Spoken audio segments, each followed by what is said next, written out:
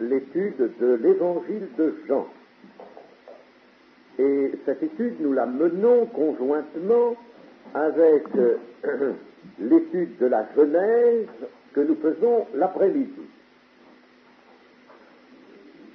Nous allons relire les 5 premiers versets du chapitre 1er de l'évangile selon Jean.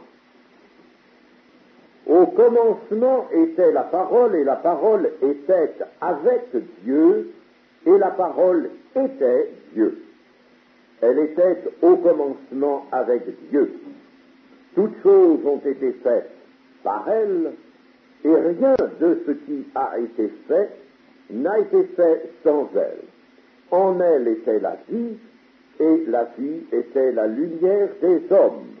La lumière luit dans les ténèbres, et les ténèbres ne l'ont point reçue. Amen. À l'adresse de nos amis qui n'étaient pas là hier, je vais faire très brièvement un résumé de ce que nous avons médité hier. Nous avons d'abord remarqué ce premier mot de cet évangile qui correspond au premier mot de la Genèse, de la Bible tout entière, au commencement.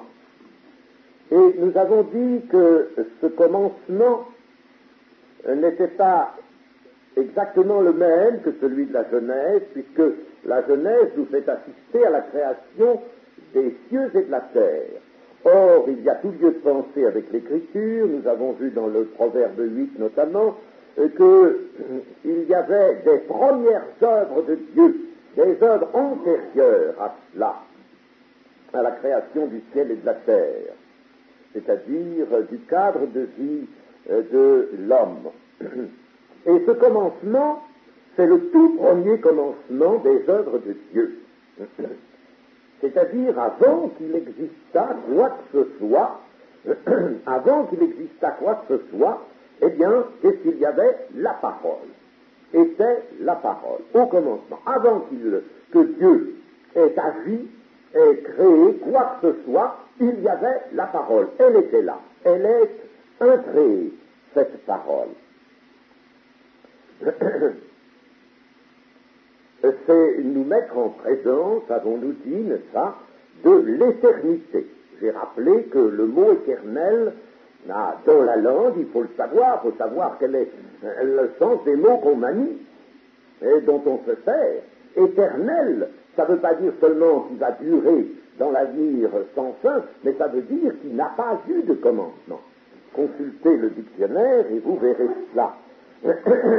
Par conséquent, nous sommes là, mis en présence de l'éternité. Nous nous sommes posé la question de savoir quelle était cette parole dont parle ici l'évangéliste Jean. Quelle est cette parole?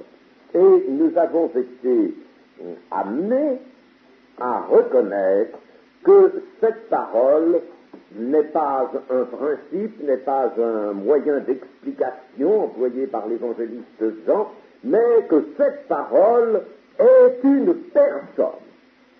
Une personne.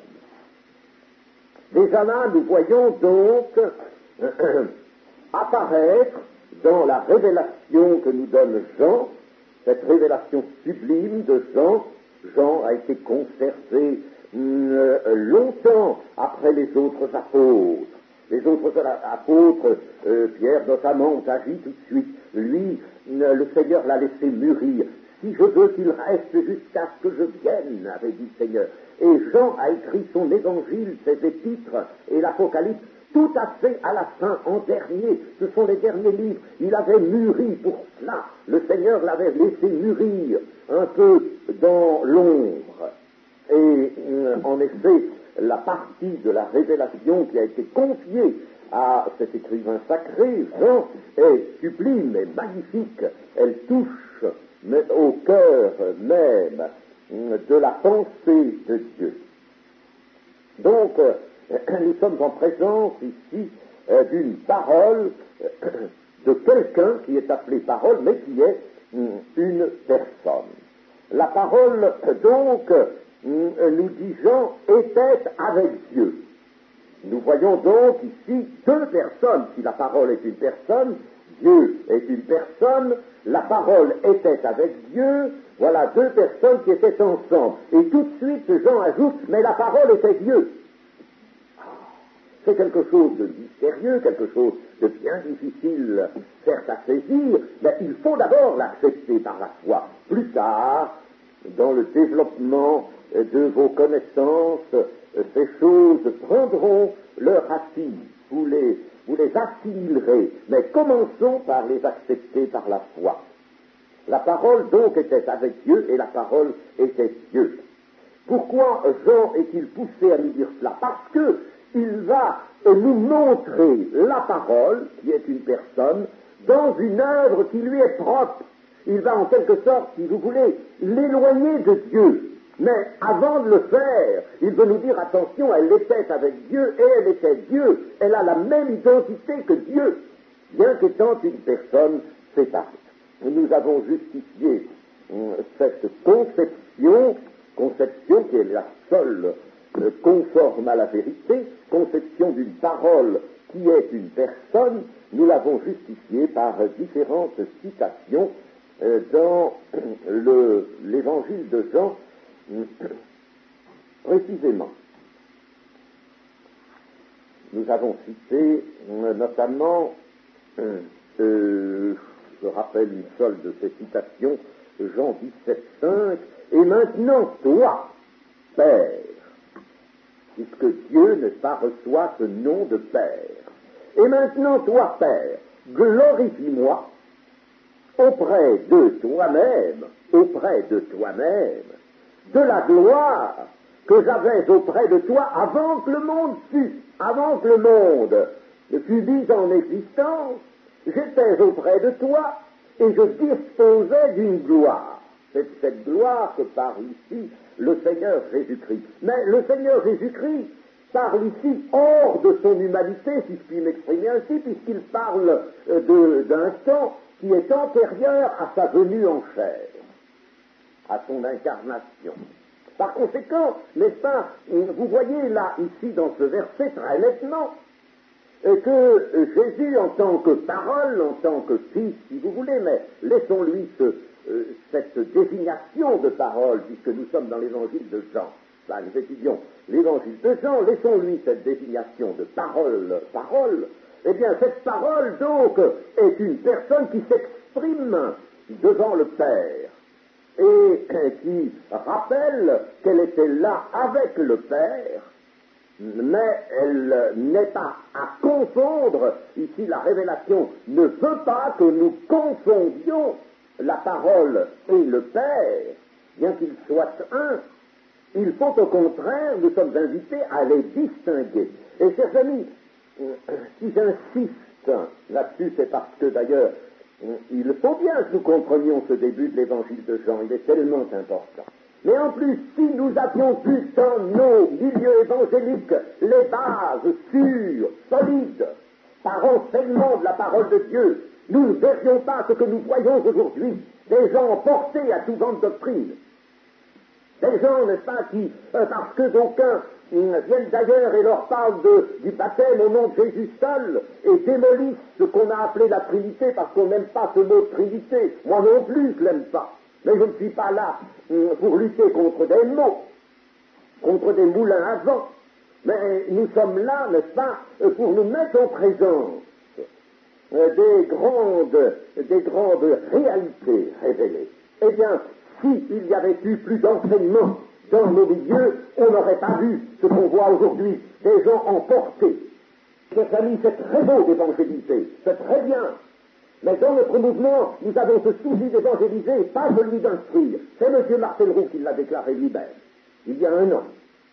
Nos églises, a-t-il dit, sont exhortées, oui, mais non pas enseignées. Elles ne sont pas enseignées. Et combien, hélas, tragiquement c'est vrai. Et si ces bases avaient existé dans le cœur de ses frères et de ses sœurs qui se sont laissés surprendre, eh bien, ils auraient pu eux-mêmes résister à l'erreur et ne pas se laisser emporter. Donc, vous voyez combien ces choses, la connaissance de ces choses, la méditation de ces choses est nécessaire. C'est très bien, n'est-ce pas, d'appeler des gens du dehors, mais vous en appelez aujourd'hui beaucoup et il en vient de moins en moins. Pourquoi en vient-il de moins en moins? Parce que l'Église que nous avons actuellement n'est pas suffisamment solide, suffisamment ferme. Elle n'est pas ce milieu capable vraiment d'engendrer des âmes et de les conserver, de les faire progresser dans la vie.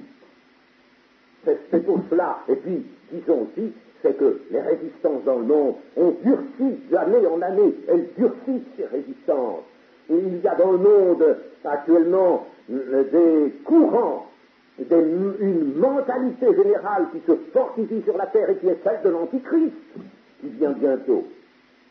Alors, bien sûr, c'est difficile, c'est de plus en plus difficile. Et, chers amis, prêcher l'Évangile, n'est-ce pas, c'est très bien, allons à l'île, à la Guadeloupe.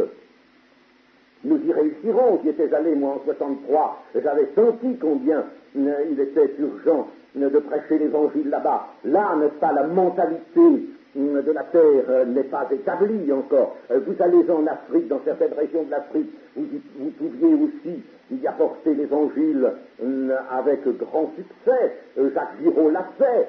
Mais M. Scott avait posé cette question: pourquoi le même homme en Afrique a-t-il tant de succès et le même homme venant en France n'a plus aucun succès? Pourquoi cela?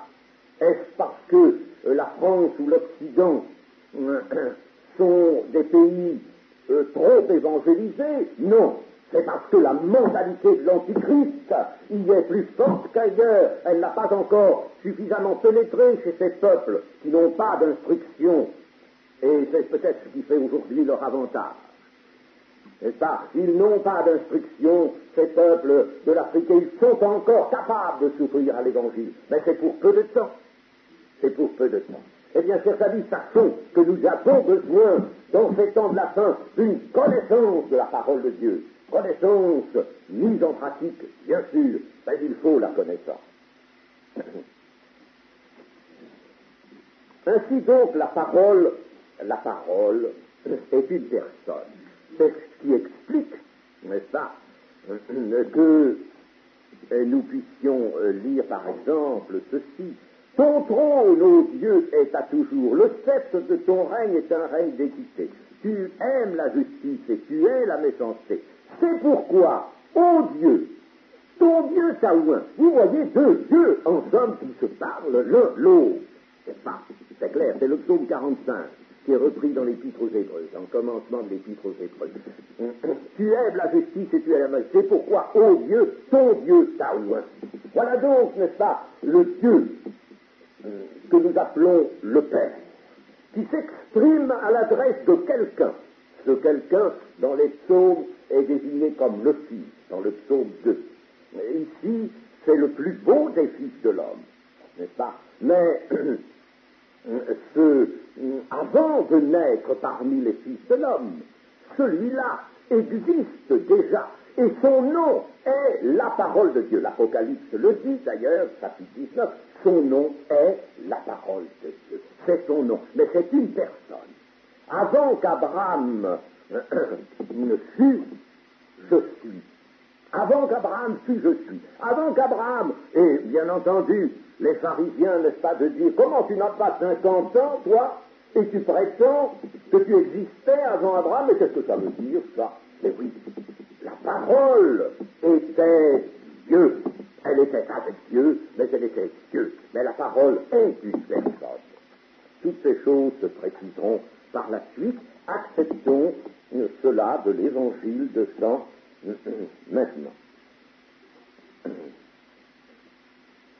Je ne sais pas si nous avons vu hier le verset 3. Toutes choses ont été faites par elle et rien de ce qui a été fait n'a été sans elle. Nous n'avons pas vu ce verset 3. Eh bien alors, nous allons voir ce verset 3 assez rapidement, mais il est important, chers amis, il est important ce verset 3. Et je me demande pourquoi l'on ne sait pas dans nos milieux se saisir de ce verset. On se trouve en présence de gens qui raisonnent, il y en a, la terre en est remplie de raisonneurs, bien sûr, il faut bien leur dire quelque chose, il faut avoir la patience, reprendre, exhorter avec douceur, expliquer, enseigner, n'est-ce pas, avec douceur. Mais lorsque vous avez en face de vous des gens, n'est-ce pas, qui, bien sûr, ce sont l'écho de cette mentalité dont je parlais qui couvre la terre et qui est d'essence matérialiste, c'est-à-dire anti-Dieu, anti-Christ, anti-Dieu, eh bien, il faut notamment savoir citer ce verset. Toutes choses ont été faites par elle. Toutes choses. Eh bien, n'est-ce pas, vous pouvez dire à un contradicteur, moi je m'en tiens à cette déclaration qui est sublime, vous n'avez rien à m'apporter qui puisse se placer sur un plan d'égalité ou même de supériorité vis-à-vis d'une telle proclamation. Toutes choses ont été faites par elle, la parole de Dieu. Rien de ce qui a été fait n'a été fait sans elle. Vous-même qui contredites Dieu en ce moment, eh bien, vous avez été créé par elle. Vous avez été mis au monde par la parole. Vous avez été formé dans le sein de votre mère par la parole de Dieu. N'est-ce pas? Eh bien, voilà un argument fort. Ce n'est pas un argument de raisonnement, mais c'est un argument de proclamation dont il faut savoir se servir. Il faut connaître la force de tout cela. Or, souvent, ces versets-là, on ne s'en sert pas, on ne les utilise pas. Personnellement, je n'ai jamais entendu un chrétien utiliser cela. Je parcours des assemblées de Dieu. Partout, je rencontre soit des pasteurs, soit des chrétiens qui me disent, vous savez, nous avons un tel, nous voudrions bien le faire venir, mais il raisonne, il nous dit ceci, cela, il se fait bien sûr l'écho de ce qu'il entend, de ce qu'il lit un peu partout, n'est-ce pas? J'entends cela en tous les endroits, dans toutes les villes. Et bien des pasteurs me disent, vous ne pourriez pas leur donner la réplique, vous ne pourriez pas faire quelque chose, leur dire quelque chose. Ils en sont là, ils raisonnent toujours, n'est-ce pas? Alors on ne sait plus quoi leur dire. Eh bien, chers amis, la parole nous donne de quoi faire. J'ai encore employé un mot barbare, de l'apologétique. Oui, c'est un mot barbare, ça veut dire simplement la défense de la vérité. Il y avait dans l'Église primitive des hommes qu'on appelait des pères apologètes, c'est-à-dire des pères, des hommes qui tout de suite s'étaient aperçus, n'est-ce pas, que le diable avait dressé ses batteries tout autour et qu'il fallait combattre, il fallait accepter le combat. Vous marcherez sur toute la puissance des serpents et des scorpions, toute la puissance de Satan. Mais encore est-il qu'il faut marcher. Marcher avec quoi? Avec la parole. Qu'a fait le Seigneur Jésus devant le diable? Il s'est servi de la parole, sciemment, en connaissant. Il a su, n'est-ce pas, citer ce qu'il fallait citer. Il est écrit, disait le Seigneur, il est écrit. Sommes-nous capables de faire cette défense de la vérité? Ainsi, toutes choses ont été faites par elle, et rien de ce qui a été fait, il n'existe rien qui ne soit le travail de la parole de Dieu. La parole, la personne dont il est question ici. On peut dire aucun être, aucun esprit, aucun corps, aucun atome de la matière, aucun assemblage d'atomes n'est venu à l'existence qu'après avoir été conçu par Dieu et mis en existence par la parole de Dieu. La traduction tout à fait littérale du verset 3 est celle-ci. Au lieu de toutes choses ont été faites par elle, ça revient au même, mais c'est peut-être plus, quand même, ça parle peut-être davantage. Toutes choses sont devenues par elle. Toutes choses sont devenues, n'est-ce pas? Et si vous voyez bien le sens de ce mot, devenu, toutes choses sont devenues, c'est-à-dire sont passées du néant à l'existence. par elle, par la parole de Dieu. Et rien de ce qui a été fait, rien de ce qui est devenu, de ce qui est sorti du néant pour venir à l'existence, ne l'a été sans l'action de la parole de Dieu. Eh bien, voilà une déclaration, chers amis, qui est importante, qu'il faut savoir retenir et utiliser. La révélation de Dieu, vous le voyez, est réaliste. Et dans les siècles de christianisme qui nous ont précédés, on a détruit le réalisme biblique. Le réalisme. Dieu est réaliste, il n'y a pas plus réaliste que lui. Et il n'y a pas, comme par conséquent, de plus grand réalisme que la révélation de Dieu dans les Écritures. Nous allons maintenant venir au verset 4. En elle, c'est-à-dire dans la parole, cette personne était la vie, et la vie était la lumière des hommes. Remarquez ceci, c'est que ce verset porte deux imparfaits. Était la vie, et la vie était la lumière des hommes. Il y a donc là quelque chose qui est du domaine du passé. C'est bien ça, n'est-ce pas? Bon, c'est pas difficile ce que je vous dis là, mais encore est-il qu'il faut le remarquer. Était, ce n'est plus la chose quand Jean écrit, la chose n'est plus, mais elle était, il signale quelque chose qui a été, qui a pris place dans le passé. Nous allons voir quoi. Le verset 4 pourrait être lu de cette manière. Dans la parole, il y avait la vie, et la vie était la lumière des hommes. En elle était. Dans la parole, il y avait la vie. Nous aurons l'occasion de revenir sur la présence de la vie dans la parole. Mais je voudrais déjà attirer votre attention sur cela. La parole est une personne, nous venons de le dire, et dans cette personne, par conséquent, il y a quelque chose. Quelque chose qui est appelé ici la vie. La vie est là. Dans ce même évangile, au chapitre 5, Jésus aura l'occasion de dire, comme le Père a la vie en lui-même, il a donné au Fils d'avoir, lui aussi, la vie en lui-même.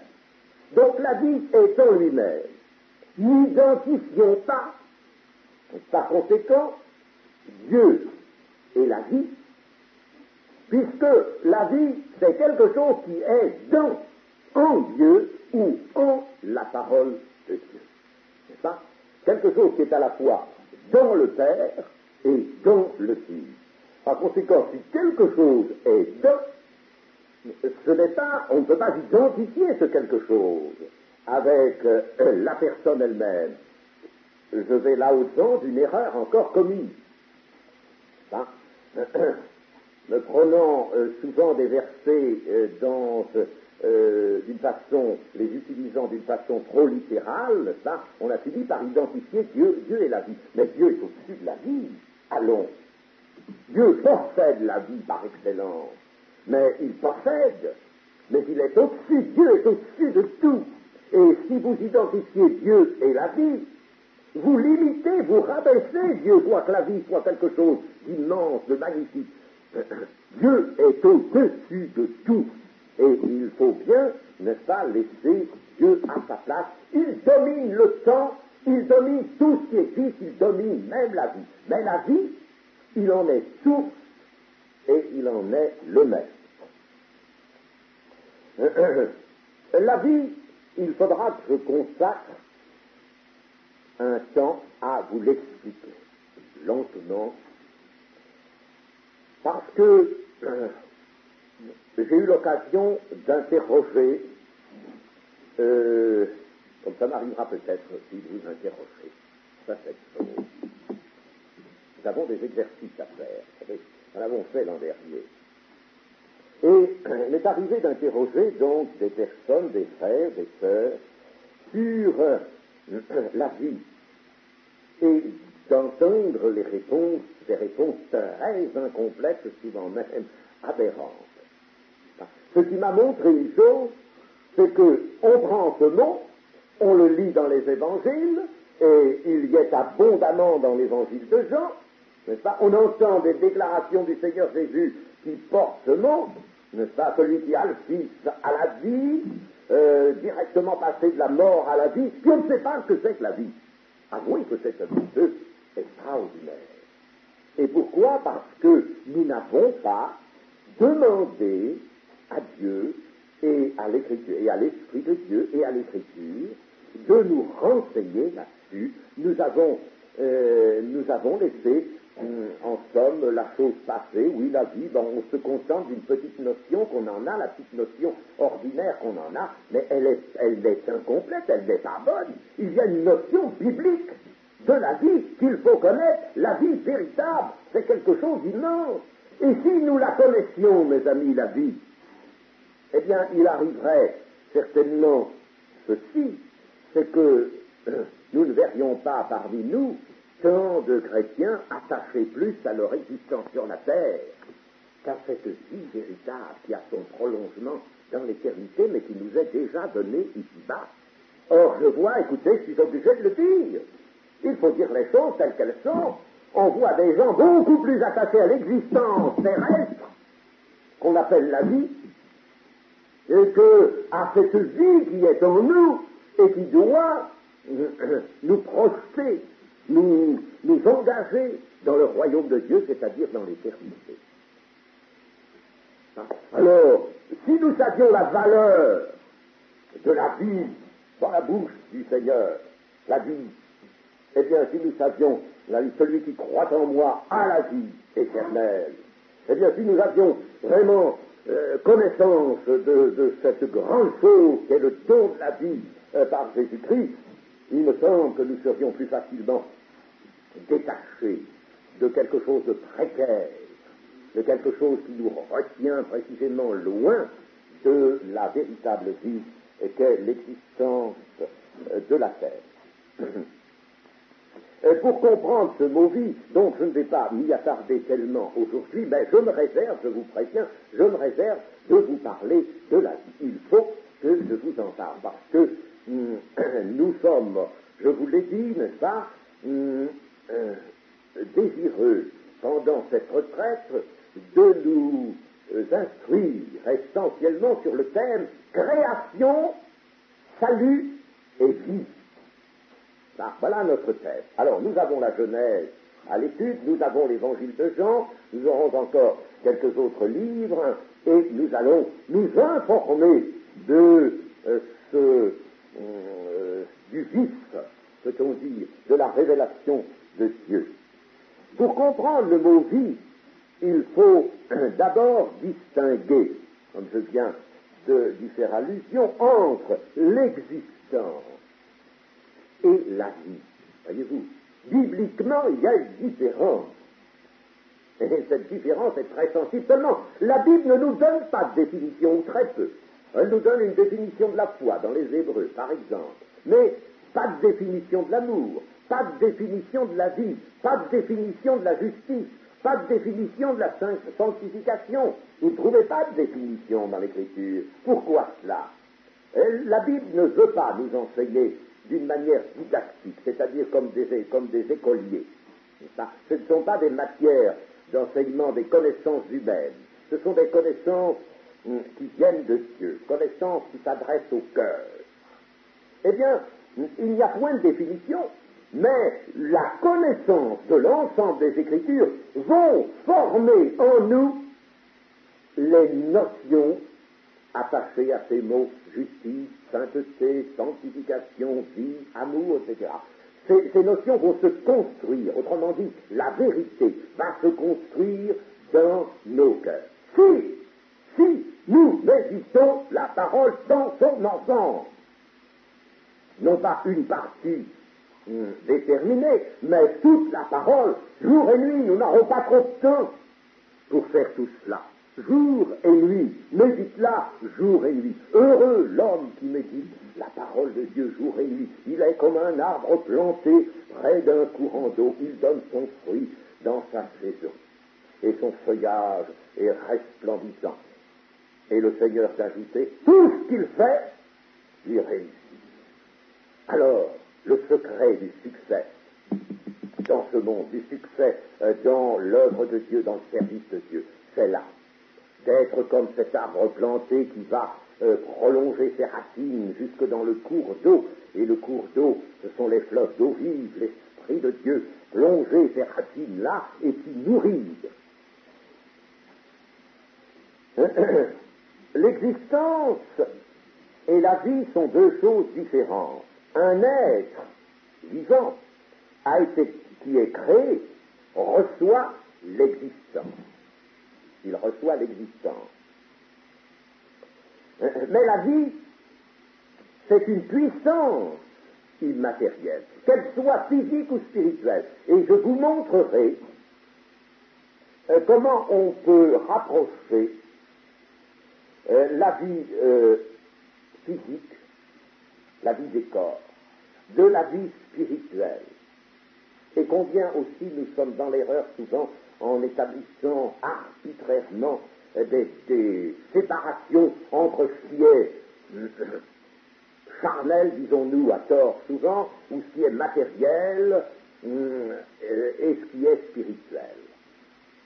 Un seul mot seulement pour vous montrer que nous sommes dans l'erreur souvent.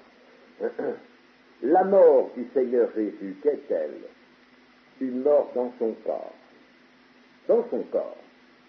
C'est la matière de son corps qui meurt. Une mort dans son corps. Christ a fait don de son corps. L'Épître aux Hébreux le précise bien, n'est-ce pas? Mort quant à la chair et vivant quant à l'esprit du ciel. C'est une mort dans son corps. Et chers amis, y a-t-il un acte plus spirituel que celui-là, qui est la source d'une bénédiction spirituelle qui, depuis des siècles, redescend en pluie de salut sur les hommes. Et c'est un acte qui s'inscrit dans la matière, parce que Christ, quant à sa divinité, n'est jamais mort. Dieu ne meurt pas. Mais il est mort quant à son corps, vivant quant à l'esprit. Mais en tant que fils de l'homme, il est mort. Et c'est cette mort, c'est cette souffrance dans un corps d'homme. Nous aurons l'occasion de sonder ces choses et de les mettre au grand jour. Eh bien, c'est là, cet acte qui est éminemment, si vous voulez, un acte le placé dans la matière.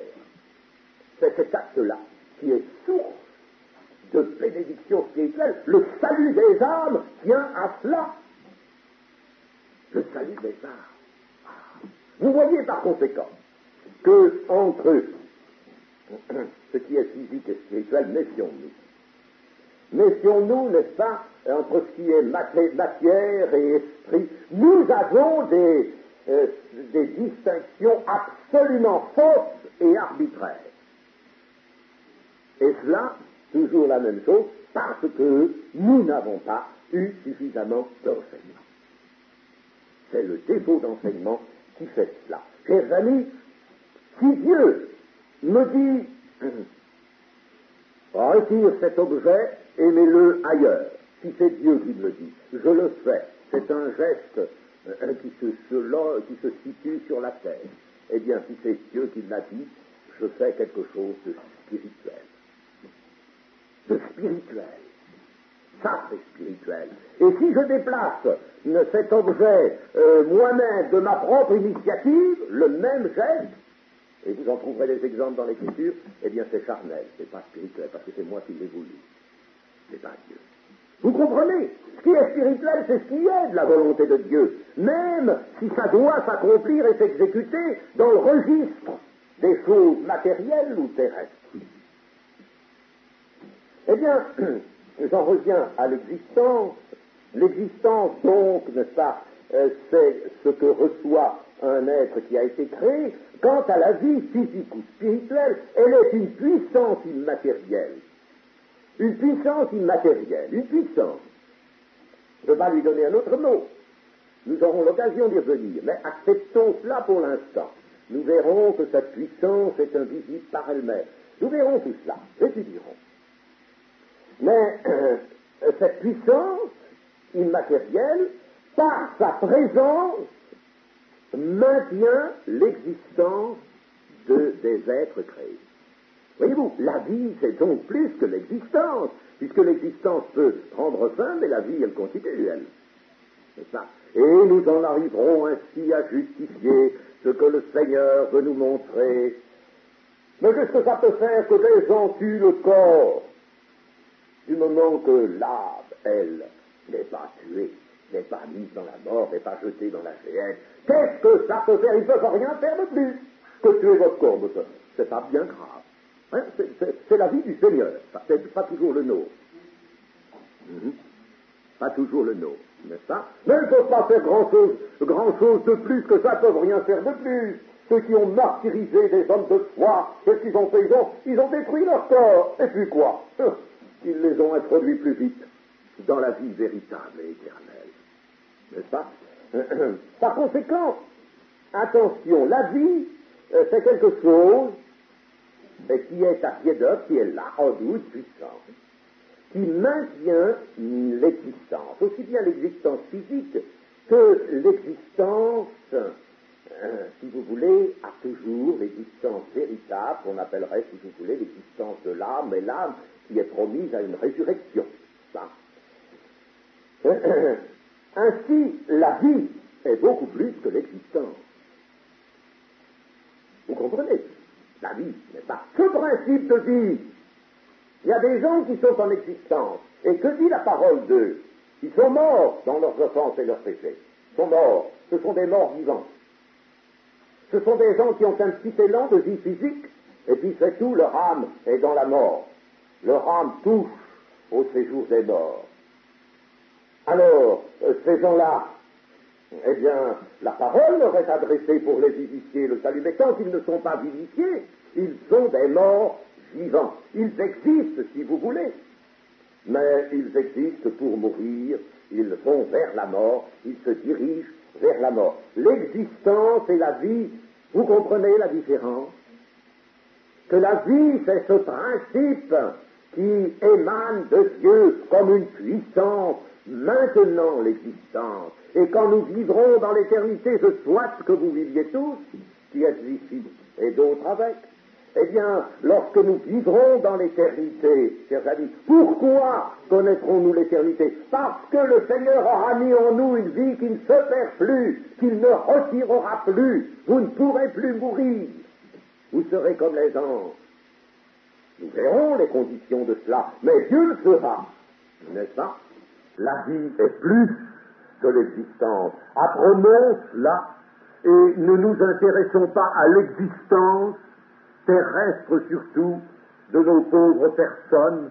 Intéressons-nous à la possession de la vie. Vous voyez comme ce distinguo est nécessaire, comme c'est utile de sonder les choses, parce que sans quoi nous faisons de notre appartenance à l'Évangile, nous faisons une religion, simplement, une autre religion, tout simplement. Or, il ne faut pas que nous soyons des gens qui ont une religion, ce n'est pas de la religiosité que le Christ nous a apporté, c'est le don de la vie, ce don de la vie qu'il veut que nous retenions en nous.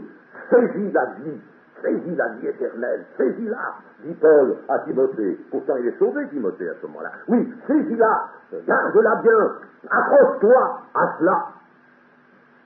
N'est-ce pas? La vie est plus que l'existence. Et le verset 4 exprime donc qu'après avoir été mis en existence, les hommes avaient le plus impérieux besoin de la parole personne, pour maintenir en eux la vie et les garder en existence. En elle était la vie. Et la vie était la lumière des hommes. Ça, c'était avant la chute.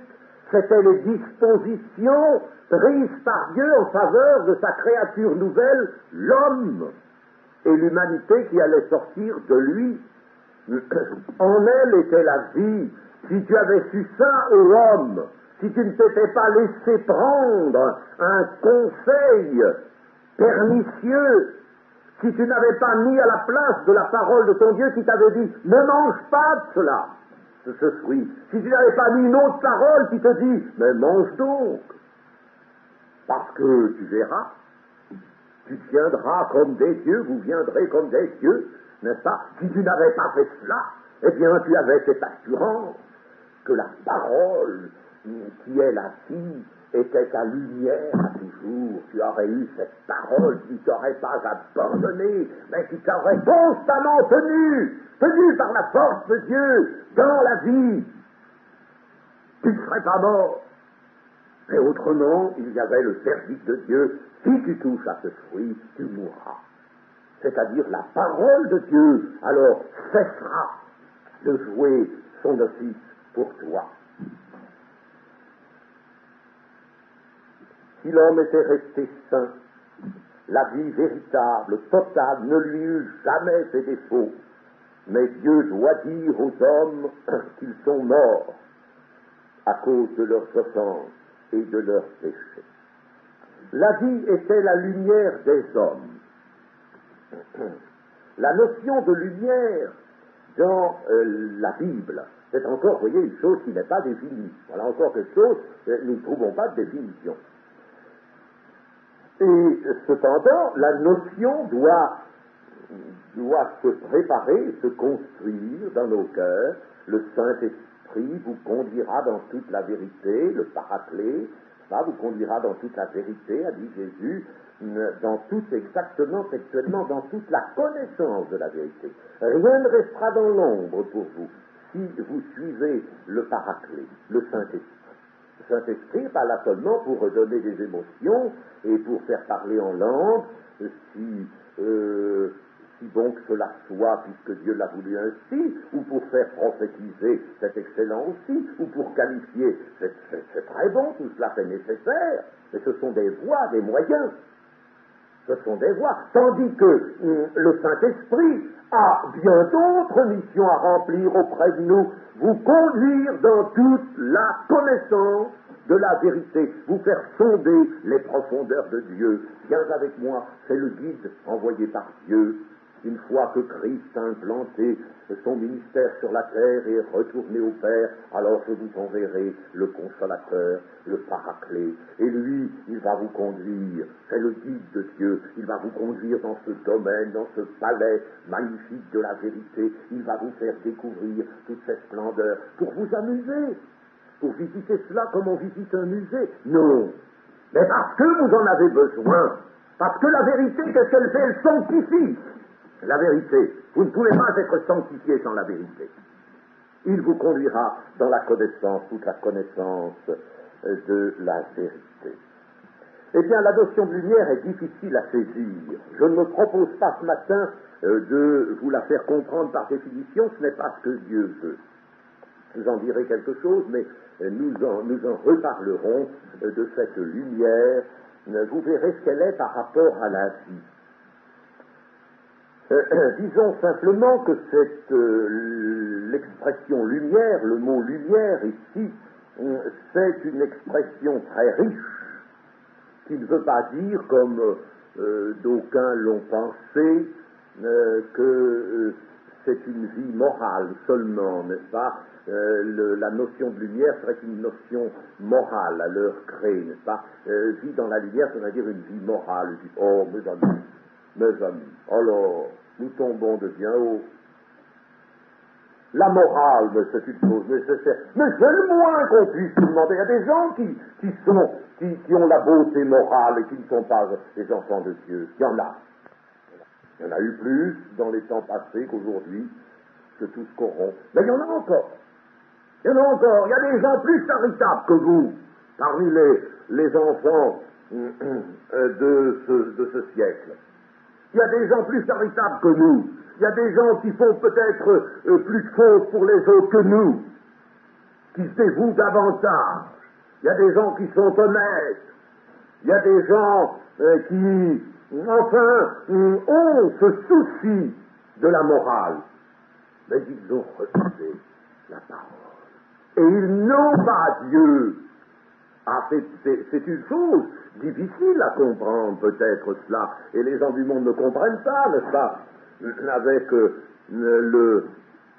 l'héritage du romanisme qui a faussé toutes les vues. Alors, dans l'Église catholique, on vous dit, ah bah, les œuvres, pourvu que vous ayez... Et les œuvres, ce sont des œuvres, pour ainsi dire, morales et charitables. Alors, pourvu que vous ayez fait ça, ben, vous serez sauvés. Combien c'est faux! Pour être sauvé, il faut avoir la vie, et il faut la recevoir de la parole. N'est-ce pas? Il faut avoir la vie, et c'est seulement cela. Donc, la lumière, ce n'est pas une vie morale, bien que la vie morale soit quelque chose qui entre dans la lumière, si vous voulez, dans une vie, n'est-ce pas? Elle doit entrer, il faudrait que nous ayons bien sûr une vie morale, mais il y a bien plus que cela. Il y a bien plus, il y a bien mieux que cela. Vous savez, la beauté morale, j'appelle ça la beauté morale, et la beauté spirituelle, la beauté de l'esprit, ça fait deux choses différentes. Un enfant de Dieu qui a Christ en lui, qui a l'esprit de Christ, qui est né de nouveau, il a la vie. Il a la vie. Nous verrons ce que c'est que d'avoir la vie, je le répète, nous verrons. Il a accédé à la vie, il a été promu à la vie. Il n'est plus ce qu'il était avant. Ce qui est né de la chair est chair, mais ce qui est né de l'esprit est esprit. Il est différent de ce qu'il était. Il a cette beauté que nous aimons à chanter dans nos cantiques, la beauté de Christ, n'est-ce pas? Que ta beauté soit en nous, n'est-ce pas? Nous chantons ça quelquefois. Eh bien, cette beauté-là est toute différente, peut-être à regarder, elle est différente en nature, mais elle peut être comparée à une beauté morale. Il y a des hommes vraiment qui sont extraordinaires sous le jour de la morale et qui ne sont pas sauvés. Mais dans la nature, nous aurons l'occasion de nous intéresser beaucoup à la nature. Pourquoi? Mais parce que dans la nature, il y a aussi une révélation de Dieu. Et il ne faut pas la négliger. L'Épître aux Romains nous y invite à voir, à discerner les richesses de Dieu, les actes, les œuvres magnifiques de Dieu dans la nature. Et dans la nature, vous pouvez trouver des choses qui sont belles sans avoir la vie. Par exemple, vous avez des pierres précieuses. Des pierres précieuses, dans certaines régions, vous voyez des roches, n'est-ce pas, elles sont ouvertes, elles sont fendues, c'est magnifique, il y a un éclat, une lumière, lorsque le soleil donne dessus, n'est-ce pas, c'est beau, incontestablement, c'est beau, mais c'est mort. C'est mort, c'est du caillou, c'est de la roche, ça n'a pas la vie. À côté de cela, vous aurez dans le même paysage une petite marguerite, sans prétention. Ben, c'est beau aussi. On ne peut pas dire, n'est-ce pas, que la roche ne soit pas aussi belle que la petite marguerite. Mais la petite marguerite, elle a la vie. Elle tient sa beauté de la vie. La roche, elle tient sa beauté de, bien sûr, celui qui l'a faite, mais elle est dans la mort. Et par cette comparaison, je voudrais vous faire comprendre quelque chose qu'il faut savoir. C'est que on peut avoir une certaine beauté morale et n'avoir que cela, et rester dans la mort par les offenses, parce qu'on n'a pas reçu le pardon de Dieu, parce qu'on n'a pas voulu accepter l'affranchissement qu'apporte Christ, on n'a pas voulu se repentir, on n'a pas obéi à l'évangile, alors on reste en dehors de la vie. Ce qui est cher, on reste cher, ça ne peut pas changer. Il peut y avoir une beauté qui attire peut-être davantage, la beauté morale quelquefois attire davantage les regards que la beauté spirituelle. Parce que la beauté spirituelle est plus difficile à découvrir. Mais de l'autre côté, n'est-ce pas, dans la petite marguerite, il y a la vie. Et dans un enfant de Dieu, il y a la vie. Et c'est cette bonté-là qui doit être mise excellemment en évidence. La vie était la lumière des hommes. Nous aurons l'occasion, avons-nous dit, de revenir sur cette notion de lumière. Mais retenons ceci, la vie était la lumière des hommes.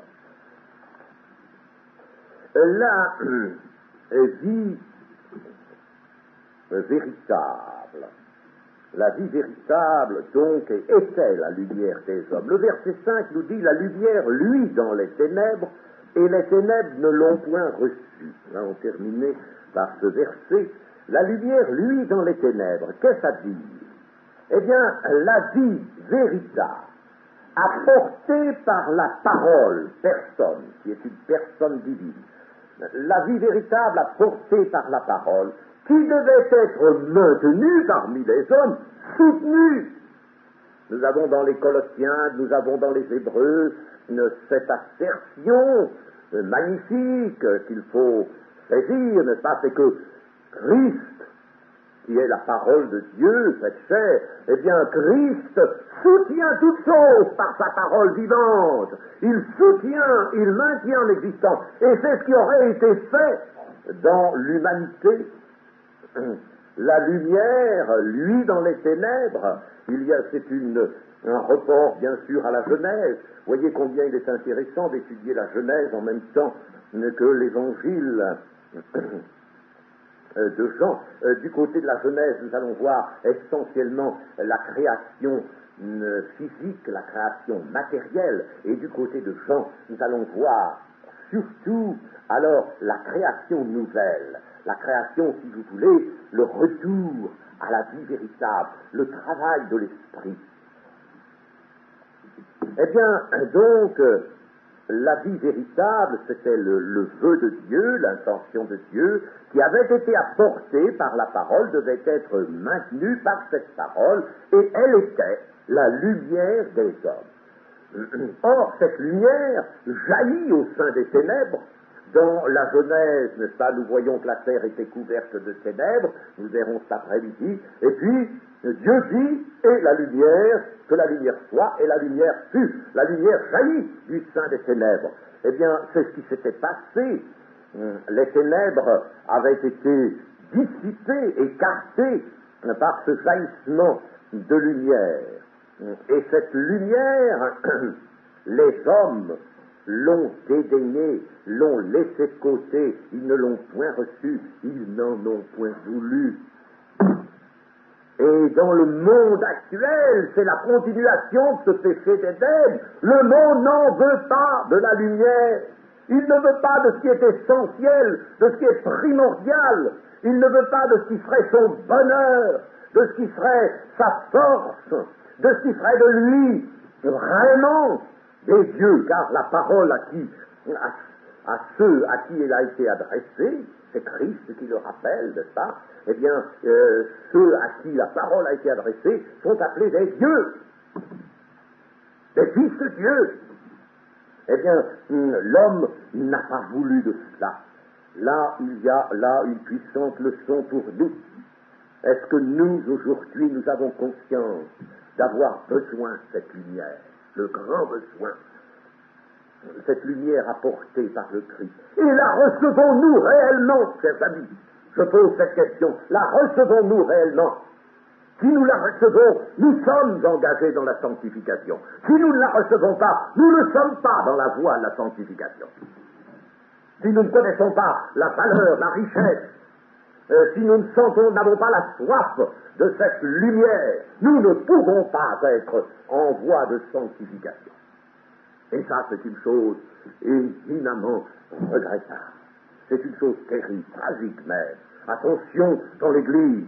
C'est entendu, la lumière est venue faire son œuvre parmi nous. Mais il faut la recevoir, non pas une fois, non pas dire oui Seigneur, je suis à toi maintenant, ça t'appartient, et puis après, vivre n'importe comment. La lumière, c'est quelque chose qui ne peut rester que là où est la vie véritable. La vie, c'est la lumière des hommes. La vie véritable, la vie nouvelle. Si dans notre cœur, il y a cette vie nouvelle, la vie de Christ même, eh bien, il y a la lumière. Mais encore est-il qu'il faut que nous voulions la lumière. Si cette lumière, nous ne la recevons pas et nous ne la maintenons pas, eh bien, nous ne pourrons pas plaire à Dieu et nous ne pourrons pas vraiment déclarer que nous sommes en voie d'être sauvés. La parole, principe de vie, indispensable lumière des vivants, a été refoulée par une humanité adoptant un autre conseil que celui de Dieu, et c'est alors que les ténèbres vinrent sur la terre comme une masse nuageuse tout à coup dans un ciel d'azur vient obscurcir le soleil. La masse nuageuse est arrivée là. Les ténèbres ont envahi la terre, alors que l'humanité refusait, repoussait, refoulait la lumière des vivants. Ah, c'est quelque chose de tragique. Voyez, Jean veut jeter un jour nouveau, il veut nous montrer l'horreur de cette chose, le côté tragique, épouvantable de cet acte qui s'est situé à l'orée de l'humanité, refoulé, repoussé, ne point recevoir la lumière des vivants. La lumière, lui, dans les ténèbres, et les ténèbres ne l'ont point reçu. Ce qui veut dire, n'est-ce pas, les hommes ne l'ayant point reçu, ils se sont à nouveau sentis plongés, enfermés au sein des ténèbres. Le soleil de justice s'est voilé, s'est caché. Les ténèbres sont venues de fortes masses ténébreuses, nuageuses, sont venues couvrir le ciel. Et le ciel est fermé, il est fermé. Ah, il faut que la lumière jaillisse du sein des ténèbres. Il faut que celui qui vient et qui est la parole de Dieu puisse dire, eh bien désormais vous verrez le ciel ouvert au-dessus de la tête du Fils de l'homme. Et les anges pourront aller vivre. Vous verrez le ciel ouvert, car ces masses de ténèbres, ces masses nuageuses seront percées. La venue du Seigneur. Mais pour nous préparer à bien comprendre, à bien peser toutes ces choses, à bien assimiler, suivons méthodiquement l'enseignement que nous donne la parole de Dieu, et notamment cet évangile de Jean, si riche, si magnifique, de puissance surnaturelle. Amen.